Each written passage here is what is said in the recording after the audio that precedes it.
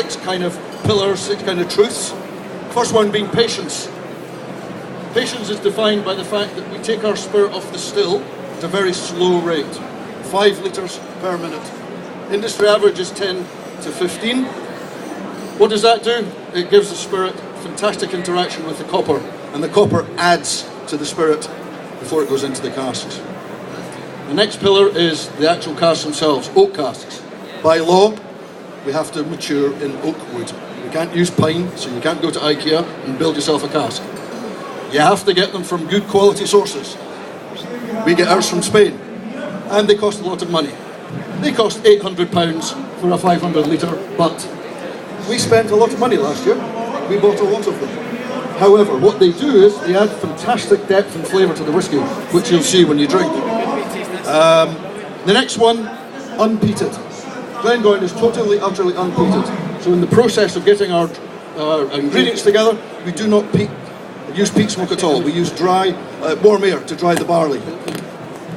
That allows the whisky to actually talk for itself. It's not masked by any barbecues or peatiness that you get that's synonymous with Islay, and it lets you taste the influence of the slow distillation and the wood maturation policy.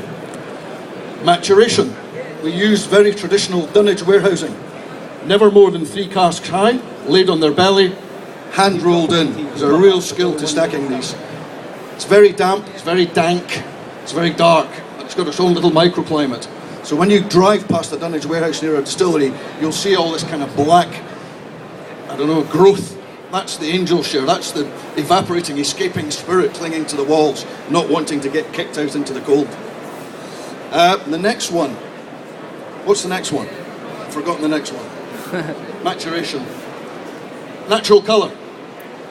We invest all this money in these casks. 6 years it takes for a cask to season before we get it. Why would we colour it? We let the colour speak for itself. That's where the master distiller and blender earns his corn. He uses aged casks, he uses casks that have got taken tremendous depth, and he uses them to mesh and meld the flavours we're going to get. The last one's tradition. We've been doing this since 1833. We as individuals are custodians of this brand for as long as we're here. We've got no right to change it. Tradition, big part of this industry. Without further ado, I'm going to pass you on to my mad friend, Tom from Monacle Moor. He's going to take us through what he's going to do, and I'm not going to steal his thunder because I don't understand it. However, we'll come back and we'll talk the whisky with the food. Tom. Good afternoon, everybody. So, food and whiskey. It's a natural combination. It's just that food and wine, food and beer, they're just much better at selling the story. They've been doing it for longer. You know, the man puts on a French accent, pulls you out a local wine, pours it with his local food. It naturally goes together, you know. So what we're trying to get people to hear is understand what are the triggers. Because the problem we've got is that in a restaurant you've got front of house and you've got the kitchen. Now I've been a chef for 20 years. Most of the chefs are wankers. Because what they do is that walk in front of house, come in here, tell me what I'm doing. Right? This is what we're trying to get away from. We want everybody to understand what they're doing, okay? You know, why do we do something, you know? And so very simply, we're going to start with our 10-year-old here. Now, what I've made today is a bowl of soup. Soup is a wonderful healer. You can have a bowl of soup at any time of day, and it just makes you feel good. So we've made Scotch broth. What we've actually done, we've actually made a vegetarian version of it, okay? So there's no meat in it at this point. And what we're going to do, I'm going to pass around these little bowls of dressings, okay? So in the broth mix, we've just put a little bit of fennel seed, a little bit of cumin seed, a bit of coriander seed, a little bit of mustard seed, and just the vegetables. But what whiskey needs is triggers. You know, the same as with wines. It's just, we're looking for those little things that why does it go with that, you know. And for me, the 10-year-old, you know, even without food, is the perfect first drink.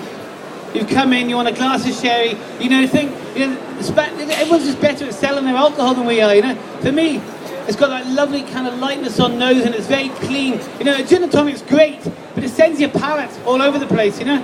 But we're needing those triggers. So the triggers for the 10-year-old are going to be lemon and sherry vinegar. Now the reason we use this sherry vinegar, the casks the whiskey's made in, the same stuff is made from the same cask, but it's a very strong flavour. We're also putting in parsley. Now parsley is one of those things, parsley is a wonderful balance. Okay, if you put too much of anything, too much garlic, too much lemon, if you put loads of parsley, what it will do, it will just balance it, but it'll give it that freshness, okay? So, we've put some lovely rapeseed oil in here, but we've balanced it up with a nice little bit of olive oil. Rapeseed oil is a wonderful product here, and it looks gorgeous. You know, we grow it in Scotland, it's got a lovely golden colour. But the thing